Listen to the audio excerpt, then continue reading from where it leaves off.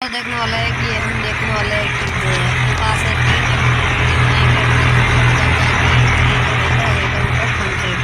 तो हम देखने वाला है कि इस खड्डे से जो है कौन सा ट्रैक्टर निकलता है। और आप भी वीडियो में नए हो तो चैनल को लाइक कर देना, वीडियो को सपोर्ट कर देना दोस्तों। अब मैं जा रहा हूँ जाएगा सबसे पहले देख सकते हैं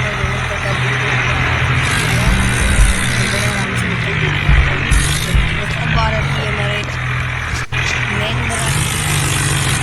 जो बहुत तेजी के नाम से भी जाना जाता है। महिंद्रा भी निकल गया बड़ी आसानी से।